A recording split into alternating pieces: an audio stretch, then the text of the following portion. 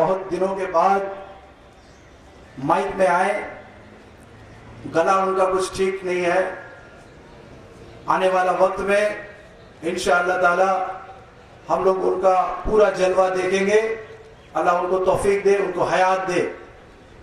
और मैं नहीं समझ रहा हूं कि हमारे नौजवान इतने खामोश क्यों हैं। आज जश्न मनाने का दिन है भाई। आपके सामने में असदुद्दीन ओवैसी का तस्वीर है, मजलिस इत्तेहादुल मुस्लिमीन का बैनर है। कल तक रोना यह था कि हमारा कोई कायद नहीं है, हमारा कोई लीडर नहीं है। आज अल्लाह ने हमारे बीच हमारे लीडर को भेज दिया और बताया कि मैं जब देता हूं तो अफजल देता हूं, बेहतरीन देता हूं। असद मतलब शेर, असदुद्दीन मतलब दीन का सिपाही, दीन का शेर। जब हम बहुत मुसीबत में हैं, यह मुल्क जब आरएसएस के शिकंजे में बंध चुका है, जब बीजेपी का हुकूमत कायम हो चुका है, ऐसे मौके पे अल्लाह अपने शेर को मैदान में उतारते हैं, जिसका नाम है असदुद्दीन। इसलिए भाई मौसी को कोई जगह नहीं है। सामने असद साहब का चेहरा हो, अरे हम जानते हैं यहाँ जो बच्चे जमा हुए, मेरे छोटे छोटे भाई जमा हुए, कितनी कुर्बानी है। ये मजमा के पीछे किसी का माल नहीं है, किसी काला धन नहीं है, किसी प्रोमोटर का पैसा नहीं है। बच्चा बच्चा भूखा मिचिल करके लॉरी करके अपने पैसे से आया है। इसका एक एक पैसा अरबपति के अरबों खरबों पैसे से भी कीमती है। मैं दुआ करता हूँ अल्लाह एक एक पैसे का, एक एक पसीने का बूंद का, एक एक बूंद खून का अल्लाह ताला इनको अजर दे और इनकी मेहनत से पूरे बंगाल में मजलिस को चमका दे। आप मामूली लोग नहीं हैं, आप मामूली लोग नहीं हैं। आज भी बताता हूं, पूरी रात जाग कर तहज्जुद की नमाज पढ़ना आसान है, किसी को खबर नहीं होती। और इस हुकूमत में, इस जुल्म सितम के बीच आप चंद लोग नौजवान खड़ा होकर आवाज लगा रहे हैं कि मजलिस आ चुकी है, हम सिपाही तैयार हैं लड़ने के लिए, मरने के लिए। आप बहुत कीमती हैं, आपका सामना, आपका मुकाबला, आपका बराबरी कोई करने वाला नहीं है। तो ऐसे मौके पर आपको बताऊं, जब इस हिंदुस्तान में बीजेपी का हुकूमत है, जब आरएसएस का हुकूमत है, और आरएसएस का बुनियादी उसूल क्या है, उसका हिडन एजेंडा है कि मुस्लिम फ्री इंडिया बनाएगा, हिंदुस्तान में मुसलमान नहीं रहेगा। और अभी मोहन भगत ने लेटेस्ट जो अपना ऐलान दिया है, 2021 तक तारीख दिया है, हिंदुस्तान के सरजमीन में ईसाई को और मुसलमानों को खत्म कर देगा। वो बोलता है कि घर वापसी करो, हिंदू मजहब में वापस आओ, तुम्हारी बाप की जमीन है क्या, तुम फैसला करोगे हिंदुस्तान में क्या होगा। ऐसा नहीं होने वाला, ऐसा नहीं होने वाला। अभी हम जिंदा हैं, अभी तो हम थोड़े साल फुर्सत में थे, थोड़ी सी दिल बहला रहे थे, छुट्टी में थे। ये तो 69 साल आपको दिया तो आपने ही हाल किया। 800 साल मुसलमान हिंदुस्तान में हुकूमत किए, कोई जुल्म नहीं किया, कभी नहीं बुला के कुरान आपको मानना पड़ेगा, जबरन आपको कुरान सीखना पड़ेगा, कलमा आपको पढ़ना पड़ेगा। नहीं, इस्लाम में ऐसा नहीं है, अल्लाह का हुक्म नहीं है। आप किसी को कलमा भी जबरन पढ़ा नहीं सकते हो। आपको मालूम है, खुद हुजूर सल्लल्लाहु अलैहि वसल्लम जब अबू तालिब अपने चचा को कहे थे, मैं आपकी गवाही दूंगा, आप ईमान कबूल करें, वही आई, जिब्राइल अमीन आई, बोले नहीं नहीं आप ऐसा नहीं कर सकते। तो देखो अल्लाह का फरमान, इस्लाम का हुक्म, आप किसी के ऊपर भी जबरन अपने मजहब को थोप नहीं सकते।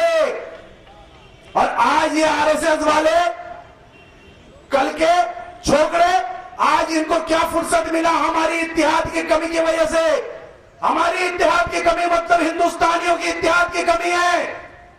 2016 में बहुत ही वाहियात एक 2014 लोकसभा इलेक्शन में बहुत ही खतरनाक एक वाहियात हादसा हुआ है, जिसके बल पर ये इतनी बड़ी बात करते हैं। कल तक किसी में मुंह में इतनी बड़ी बात नहीं थी। आज यही मोहन भगत शहीद मीनार में आके यही बात दोहराया कि 2021 में इनका खात्मा करेंगे। इतनी बड़ी जरूरत, तभी तो हमारे नौजवान मोबाइल छोड़ के, सिनेमा छोड़ के, खेल कूद छोड़ के, अड्डाबाजी छोड़ के जम गए। बोले नहीं अब तो जमना है, अब थोड़ा देखना है, थोड़ा दिखाना है, है, इनको सबक सिखाना है, अब नहीं चलेगा। अरे हम तो हिंदुस्तान में उस वक्त हुकूमत की है जब हम 1% नहीं थे। अरे तुम्हें ईमान की ताकत की क्या परवाह, तुम्हें क्या समझ, क्या मालूमात है।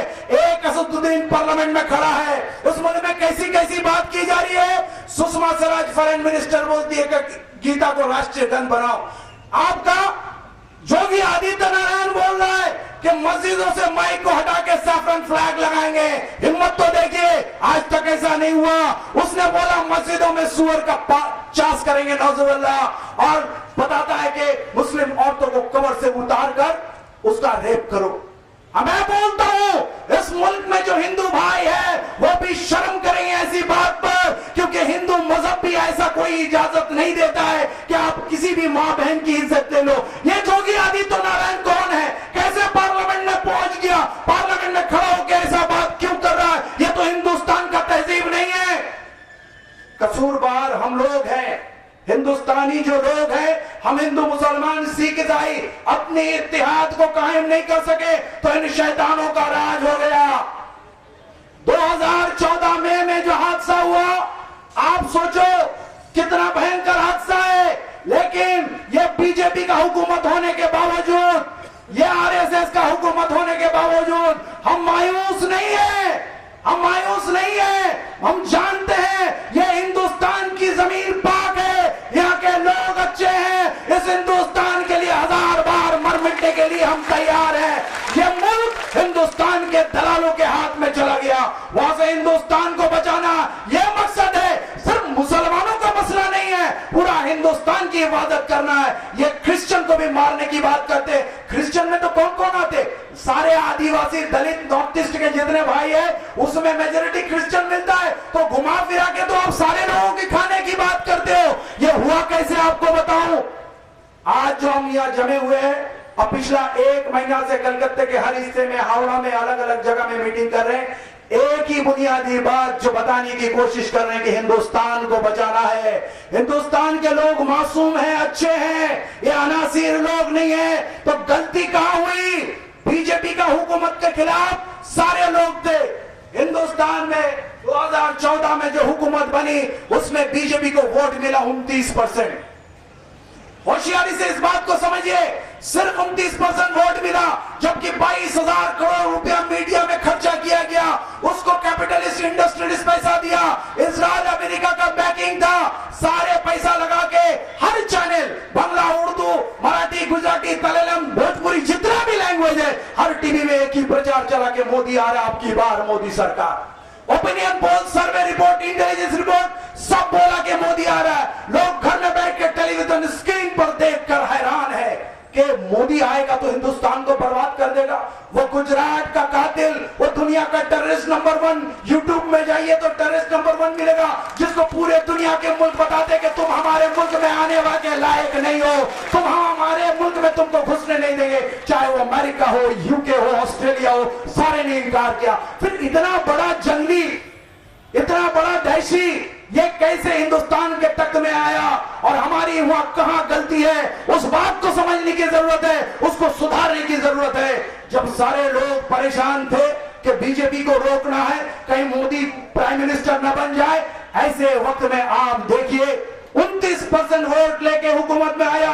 तो इस मुल्क में आवाम जब चाहती थी कि बीजेपी को रोका जाए, तो सो कॉल्ड जितने सेकुलर पार्टी है, चाहे वो पहला नंबर कांग्रेस हो, चाहे सीपीएम हो, चाहे तृणमूल हो, आरएसपी फॉरवर्ड ब्लॉक हो, समाजवादी हो, बीएसपी पार्टी हो, डीएमके, आईडीएमके हो, जितने भी पार्टी है, ये बोलती है अपने आप को सेकुलर पार्टी। इनको चाहिए था ना कि भाई हम एकजुट होके बीजेपी को हराएं, क्योंकि सारे लोगों का बोलना है कि बीजेपी सांप्रदायिक पार्टी है, बीजेपी कोई वास्ता नहीं है, तो आपको बीजेपी को रोकना चाहिए था।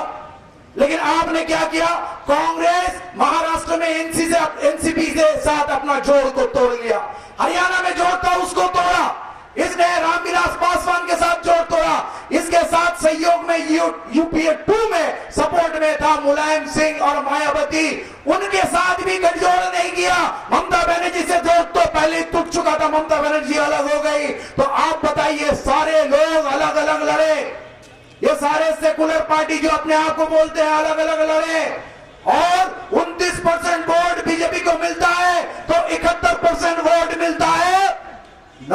बीजेपी पार्टी को। इसका मतलब 71% लोग बीजेपी को पसंद नहीं करते हैं।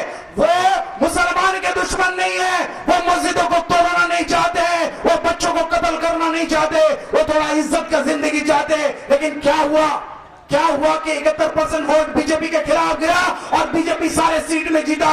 282 की जगह 272 की जगह 282 सीट जीत लिया। ये सारे तमाम वोट हमारे 71% वोट को तोड़े। अलग अलग पार्टी एक ही सीट में खड़ा होकर 10-10 हिस्से में 71% वोट को तोड़े और तोड़ के हमारी वोट को ये बंटवारा कर दिए और करके हमको नाकाम किए। यूपी में ऐसे 28 सीट सिर्फ इतना है कि मुस्लिम वोट में डिसाइड होगा एमपी का। बंगाल में 14 सीट का फैसला होगा सिर्फ मुस्लिम वोट में। दलित भाई का तो बात मैं छोड़ ही देता हूं, लेकिन आप बताओ यूपी में ये तमाम सेकुलर पार्टी हमारे वोट को छोड़ दिया और उसके बदले में एक भी सीट में कोई मुस्लिम एमपी नहीं जीता। जीता तो कौन जीता? मुलायम के खानदान से 5 लोग जीते। सोनिया गांधी बाप मां और बेटा दोनों जीत गए और बीजेपी के सारे लोग जीते। तो इनका पार्टी का तो हिसाब बराबर हो गया, इनके अपने लोग तो निकल गए। ये तो कोई मुलायम सिंह को हराने के लिए ना मोदी टपका और ना सोनिया टपका, बोले हमारा पार्टी कायम रहे। बीच में नुकसान हुआ हमारा। अगर हुआ मजलिस इत्तेहादुल मुस्लिमीन जिंदा होता, अगर यूपी के लोग मजलिस इत्तेहादुल मुस्लिमीन करते तो कम से कम 14 एमपी तो पार्लियामेंट में जाते।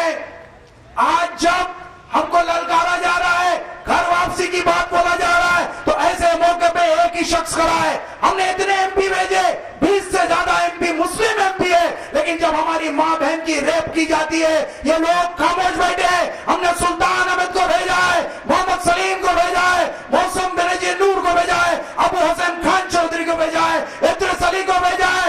इतनी बड़ी बात होती है, ये लोग क्या बोलते ही वहां पर खामोश क्यों बैठे रहते हैं? इनको क्या पार्लियामेंट में हमने झाड़ू पोछा करने के लिए भेजा है? ऐसे मौके पर एक इंसान खड़ा होता है, 6 फुट 2 इंच कद का इंसान, लिबास शेरवानी का है, सर पे सुन्नत की टोपी, चेहरे पे दाढ़ी, और खड़ा होकर बोलते हैं कि घर वापसी नहीं होगी, घर वापसी नहीं होगी। मैं कुरान पे ईमान रखता हूं और अल्लाह के सिवा किसी के सामने यह सर झुकेगा नहीं। आप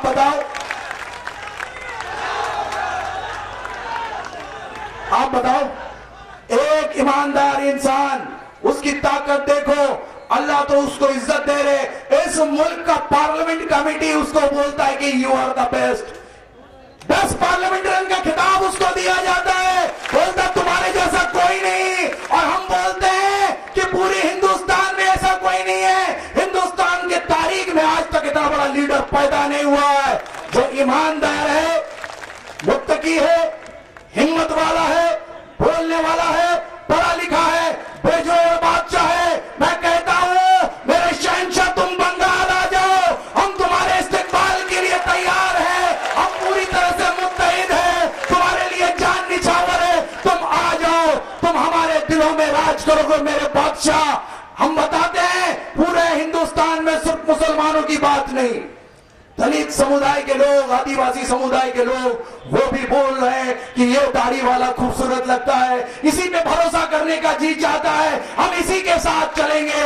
महाराष्ट्र के, आंध्र के, तमिलनाडु के दलित लोग अब दलित पार्टी के बजाय असदुद्दीन अवैसी की पार्टी करना पसंद कर रहे हैं। सिर्फ पार्टी पसंद नहीं कर रहे हैं, इलेक्शन फाइट कर रहे हैं और जीत रहे हैं। पूरा हिंदुस्तान का जितनी पार्टी है, जितना लीडर है, आवाम का भरोसा खो चुका है। अब सारे लोगों का उम्मीद नजर टिका हुआ है सिर्फ असदुद्दीन अवैसी पे। इंशाअल्लाह ताला हम लोग मैदान में उतरे हैं तो बंगाल के सरजमीन में असदुद्दीन अवैसी का नाम और हरा परचम हम लोग जमाएंगे। लेकिन बंगाल बड़ा भूखा है, बंगाल बड़ा प्यासा है, बड़ा सताया हुआ है। कल ये कलकत्ता जो हिंदुस्तान का कैपिटल हुआ करता था, आज सबसे पीछे है। बंगाल के एतराफ में जो हालात है, आप अपने आंसुओं को रोक नहीं पाएंगे। मुर्शिदाबाद बोल के एक जिला है जिसमें सरकारी रिपोर्ट में 72% मुसलमान है। यकीनन ये तादाद और आगे होगी। আমি একটু বাংলায় বললে আপনার অসুবিধা হবে না তো? কারণ গ্রাম বাংলা থেকে লোক এসছে। তো আমি বলতে চাই, মুর্শিদাবাদ এমন একটা জেলা যেখানে সরকারি রিপোর্ট বলছে 72% মুসলমান আছে, আসল সংখ্যা 80% পার হবে। 22টা এমএলএ আছে, প্রত্যেকটা মুসলিম মেজরিটি। কি দুর্ভাগ্য দেখুন, স্বাধীনতার পর মুর্শিদাবাদ যেটা পশ্চিম বাংলা কেন পূর্ব ভারতের পুরো রাজধানী ছিল, সিরাজদৌল্লার রাজধানী ছিল, ক্লাইভ লয়েড যেদিনে পলাশির প্রাক্তনে জিতে লালবাগে ঢুকছিলেন, সেই দিনে তার জীবনীতে ক্লাইভ লয়েড লিখছিলেন এই লালবাগ লন্ডনের থেকেও উন্নত, এত উন্নত, সেই লন্ডনের থেকে উন্নত সেই মুর্শিদাবাদ জেলা পশ্চিম বাংলা না, ভারতবর্ষের সব থেকে পিছিয়ে পড়া জেলার তালিকার সব থেকে নিচে আছে। এবং আপনাকে বলতে চাই, এই স্বাধীনতার 69 বছরে ওখানে কোনো ডেভেলপমেন্ট হয়নি। 4টে সুগার মিল ছিল, চিনি ফ্যাক্টরি, সেটা বন্ধ হয়ে গেছে। 2টো তাপবিদ্যুৎ কেন্দ্র তৈরি হয়েছে, একটা জঙ্গিপুরে আর একটা ফরাক্কায়। মুর্শিদাবাদের মানুষ কি পায় জানেন? তারা পায় ওই থার্মাল পাওয়ার ইউনিটের ধোঁয়া আর ছাই। বিদ্যুৎ চলে যায় আসানসোল, দুর্গাপুর, রানীগঞ্জে, সেখানে একটা ভালো করে বাল্ব চালাতে পারে না, প্রতি ঘন্টায় বিদ্যুৎ যায়। শিল্প নেই, রাস্তা নেই, ঘাট নেই, রেলওয়ে নেই, কিছু নেই। সেখানকার সমস্ত মানুষ বাধ্য হয়ে না খেতে পেয়ে ওই বিহারে, ওই রাজস্থানে, গুজরাট, মহারাষ্ট্র, ইউপি, কেরালা, তামিলনাড়ু, এমনকি সৌদি আরবে রাজমিস্ত্রির কাজ নিয়ে, লেবারের কাজ নিয়ে তারা চলে গেছে। তারা সারা বছর তাদের বউ বাচ্চার মুখ দেখতে পারে না। আর আমার বোনেরা সকাল থেকে রাত পর্যন্ত বিড়ি বাঁধছে। 1000 বিড়ি বাঁধলে তারা পায় কেউ 70 টাকা, 80 টাকা, 90 টাকা। তাদের চোখগুলো খারাপ হয়ে গেছে, বিড়ির পাতার গ্যাসে হৃদয়গুলো নষ্ট হয়ে গেছে, হার্টের প্রবলেম, কিন্তু উপায় নেই, খাবার নেই। বাচ্চা ছেলেগুলো, আমি নির্বাচনী প্রচারে মুর্শিদাবাদের গ্রামে যখন গেছিলাম, মাইকের আওয়াজ শুনে বাচ্চাগুলো পিলপিল করে সব বেরিয়ে আসতো। দেখতাম কারো শরীরে একটা জাঙ্গিয়া আছে, কারো শরীরে নেই, উলঙ্গ বাচ্চা ধুলোয় লুটিলুটি খাচ্ছে, তার বাবা এখানে নেই। আর এই গ্রামগুলোকে সন্ত্রাসের আখড়া করা হয়েছে। বিশেষভাবে দলিতদের এলাকা এবং মুসলিমদের এলাকায় এই সমস্ত সরকার, তাতে সিপিএম এর হোক, কংগ্রেসের হোক আর তৃণমূলের হোক, এরা এলাকার ক্রিমিনাল গুলোকে শক্তিশালী করেছে। এদের হাতে বোম পিস্তল দিয়েছে, থানার অফিসারের সঙ্গে সেটিং করে দিয়েছে যে এদের উপরে তুমি রাজত্ব করো, তোলাবাজি করো। এরা হয়রান অস্থির থাকে, কারণ বাড়িতে পুরুষ মানুষ নেই, বিদেশি কাজ করছে, এরা প্রতিদিন আতঙ্কে থাকে। আমরা স্বাধীনতার 70 বছরে, 69 বছরে কি রাজত্ব কায়েম করলাম? এখনো আমাদের দেশের সাধারণ মানুষ পুলিশকে দেখলে ভয় পায়, থানায় যেতে ভয় পায়। হওয়া উচিত ছিল পুলিশকে দেখে ক্রিমিনাল ভয় পাবে, সাধারণ মানুষ সাহস পাবে, কিন্তু থানাগুলো ক্রিমিনালদের আখড়া হয়ে গেছে। আর অমন অবস্থা আজকে এসে গেছে, মুখ্যমন্ত্রী ওই থানায় ঢুকে ক্রিমিনাল গুলোকে নিজে ছাড়িয়ে বার করে আনেন। তার নেতা অনুব্রত মণ্ডল বলছে পুলিশকে বোমা মারো, গুলি মারো। শুধু বলছে না, ওরা গুলি মারছে, বোমা মারছে। বোলপুর থানায় তৃণমূলের নেতারা ঢুকে ওসিকে ওখানে মারছে, কোথাও পুলিশ গিয়ে টেবিলের নিচে লুকাচ্ছে, কোথায় গুলি গিয়ে হাসপাতালে দম ফেলে দিচ্ছে। আপনি বলুন তো, যে রাজ্যে পুলিশ সুরক্ষিত না, মানুষ কি করে সুরক্ষিত হবে? আমাদের কংগ্রেস 34, কংগ্রেসের 28 বছরে আমাদের চাকরি 30 থেকে 8% আনলো, 7 থেকে 8%। সিপিএম আনলো 2%। তৃণমূল আজকে পার্সেন্টেজ দিতে পারছে না, কিন্তু দিদি আদৌ প্রতিশ্রুতির পরও আজকে আমাদের কিছু দিতে পারেনি। ওয়াকফ প্রপার্টি লুট হচ্ছে, স্কুল থেকে পাস ফেল তুলে ফেলে দেওয়া হয়েছে, এবং বিভিন্ন সারদা কাণ্ড এবং সমস্ত কাণ্ডতে মানুষের শোষণ চলছে। এরকম একটা জঘন্য অবস্থায় আজ আমরা বুঝতে পেরেছি। আমরা এলাকায় যে পথসভা হয়েছে, অনেক ইস্যুতে বিস্তারিত কথা বলেছি, কিন্তু আজকে আমরা মূল সারমর্মতে যেতে চাইবো যে আমরা এখানে জমায়েত হচ্ছি, আমরা শপথ করছি, আমরা প্রতিজ্ঞা করছি। আমার ওই কচি কচি বাচ্চার দেহ থেকে যারা কাপড় ছিঁড়ে নিয়েছে, তাদের মুখ থেকে যারা খাবার কেড়ে নিয়েছে, আমার মা বোনের গা থেকে যারা কাপড় কেড়ে নিয়েছে, আমার ভাইদের যারা বিদেশে গিয়ে গোলামি করতে বাধ্য করেছে, যাদের উপরে পার্টির ক্যাডার আর নেতার অত্যাচার করা হয়েছে, তাদেরকে আমরা মুক্ত করব। তাদের জন্য আমরা লড়াই করব, তাদের প্রতিটা রক্তবিন্দুর আমরা মূল্যায়ন করব। এই পার্টির নামে 55,000 কারখানা, শিল্প এ রাজ্যে বন্ধ করে দিয়ে এখানে মানুষকে গরিব করা হয়েছে। আর পার্টি পলিটিক্সের নামে দাঙ্গাবাদিয়া লড়াই করে 50,000 যুবককে হত্যা করা হয়েছে। সেই একই ধারা এখনো চলছে, একই ধারা। একটা কথা আপনাকে বলবো, 2012 সালের 3রা নভেম্বর জয়নগর থানার মহিষমারি গ্রাম, ওখানে করিম গাজী হঠাৎ লকআপে পিটিয়ে মারা হলো। তার আগে 2011 সালে এসে ওই হুগলির ধনিয়াখালীতে নাসিরউদ্দিন শেখকে পিটিয়ে থানার মধ্যে হত্যা করা হলো, ক্যানিং এ মাওলানা রুহুল কুদ্দুসের হত্যা করা হলো, এরা আজও বিচার পেল না।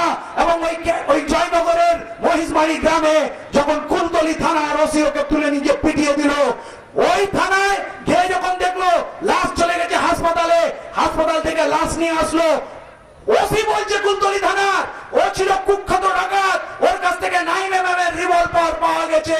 আমি যখন তদন্ত করে দেখলাম বেচারা মাটি কেটে খায়, গরিব মানুষ। এবং সেই মানুষটা যখন বাড়িতে গেলাম বললো বাবা করবো কি, কাল পর্যন্ত যারা সিপিএম এর হারমাত ছিল আজকে তারা ওই ভৈরব বাহিনী হয়ে গেছে তৃণমূলে, ওরা তো মার্ডার করে থানায় বসে আছে, কমপ্লেনটা কোথায় করব? আমাকে বলছে এই বুড়ো তুমি বেশি নড়াচড়া করবে না, তোমার ছেলে তো লাশ পেয়ে গেছে, তোমার লাশও পাওয়া যাবে না। আমি বুঝলাম এই হত্যাকাণ্ড কেন। তৃণমূল সরকার এসছে, গ্রামের গরিব মানুষকে বুঝিয়ে দিতে হবে কার ক্ষমতা আছে, কারা হত্যা করে পুলিশের আশ্রয় থাকতে পারে, তাহলে ভয় পাবে। আপনি বলবেন তাহলে দিদির লাভ কোথায়, দাদার লাভ কোথায়? ওই আতঙ্কের গ্রামের মানুষ চাঁদা দেবে, খিরাজি দেবে, অটোওয়ালা, রিক্সাওয়ালা, ভ্যান চালক সবাই পয়সা দেবে, থানায় বসে পয়সা বকরা হবে। দিদির দাদার লাভ কোথায় জানেন? মিছিল হলে, মিটিং হলে ওদেরকে বলবে যে ভাই কাল সকালে গাড়ি থাকবে, বসে যাবে, নাহলে তোমার লাশের গ্যারেন্টি নিতে পারবো না। ওরা পিলপিল করে শহীদ মিনারে এসে, ব্রিগেড এসে জমায়েত হবে, আর ওই ভিড় আমরা টেলিভিশন চ্যানেলে দেখে বলবো দিদির হাওয়া খুব ভালো, এই পার্টিটাই করা উচিত, তাড়াতাড়ি এর মধ্যে ঢুকে যাওয়া উচিত। এই ভিড় কত চোখের পানি ভরিয়ে, কত রক্ত ঝরিয়ে তৈরি করা হয় সেটা আজকে বোঝার সময় এসছে। মজলিস এসছে এই অন্যায় থেকে বাংলাকে মুক্তি দেবে, প্রতিটা মানুষের অধিকার বুঝিয়ে দেবে। এখানকার শিডিউল কাস্ট, শিডিউল ট্রাইবস, আদিবাসী, তফসিলি, খ্রিস্টান, বৌদ্ধ, জৈন, মুসলমান তারা কাঁধে কাঁধ মিলিয়ে লড়াই করবে।